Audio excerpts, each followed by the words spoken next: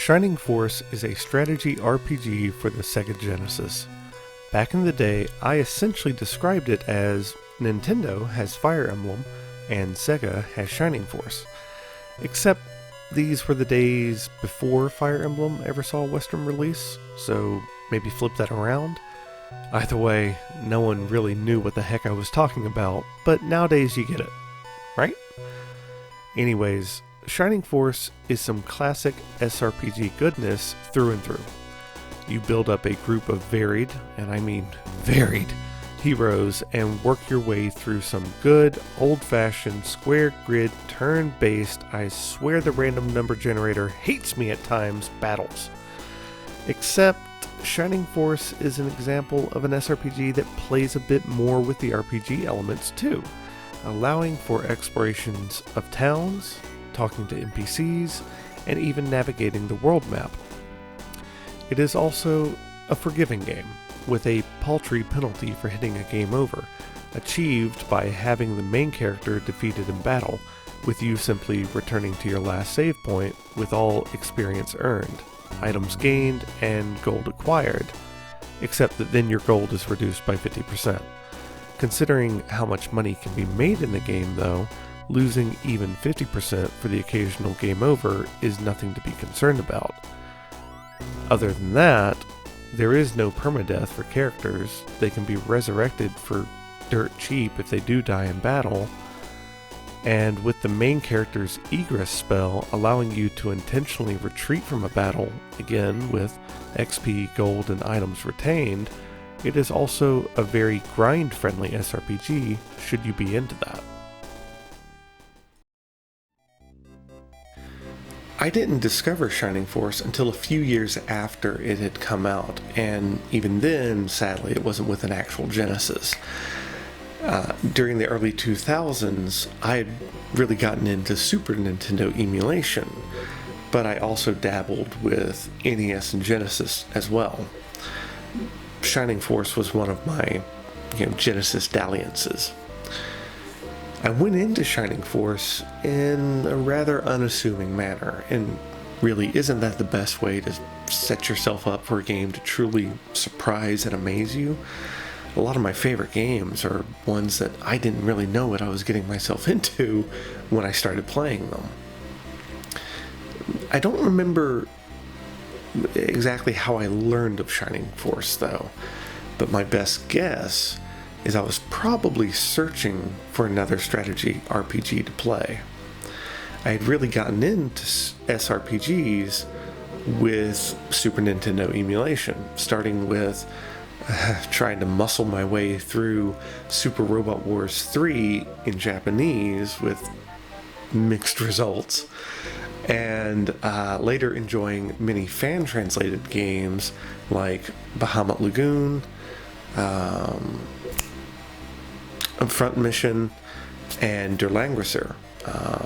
And also, I guess, the only partial translations at the time that teased me with all the Fire Emblem games. So I had started playing Shining Force, was having a great time with it, and my buddy Matt came over to my house with his PC because we had plans to land some games that night. It was like a Friday or Saturday on the weekend, whatever. I don't remember what we had intended to land, though, because instead what happened is he saw me playing Shining Force, was intrigued, decided to check it out himself, and then we wound up spending the entire evening sitting side by side on our computers, each playing Shining Force. It was a great time.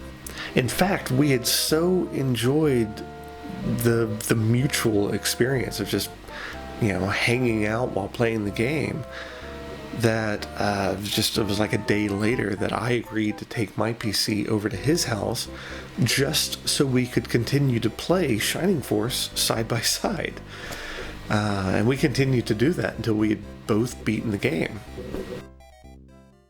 Now that all happened almost 20 years ago. I hadn't played the game since. Well, other than dabbling with the Game Boy Advance port/remake in college, but I didn't go the distance with that one. As for what led me to replay Shining Force, well, if you saw my master plan video I released a couple weeks ago, you already know the story. The quick version is that I finally managed to pick up a copy of Shining Force CD several weeks ago, and noodling around with it made me want to dive back into Shining Force land. Simple as that, really. So, how does Shining Force hold up, then? It holds up great. I really enjoyed playing it again. Now, as often does happen in cases like this, I did find things in the game that I don't care for that I had either forgotten about or simply didn't bother me originally. And by the same token, I found myself appreciating other aspects even more. There were two simple things that irritated me about the game that I just didn't remember at all. The tendency to get really crap stat rolls on level up, though offset by those random times when you get massive gains. And the second, just how friggin' often characters miss attacks.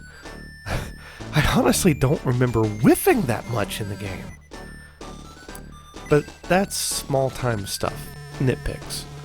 And for what I found to appreciate even more this time around is the charm of the game, its overall aesthetic. The bright colors, energetic and upbeat music, lighthearted humor, and especially, despite being a simple story told simply, it is still told imaginatively. For instance, the trend of these early Shining games to have a character inviting you, the player, into the story, into the world, is something I find endlessly charming.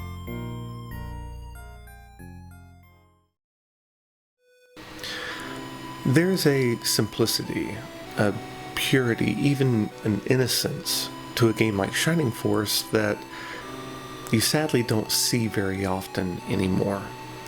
Compared to the subversive storytelling and narrative deconstruction by very smart people that plagues the modern day, Shining Force is a refreshing callback before video game cliches were cliché.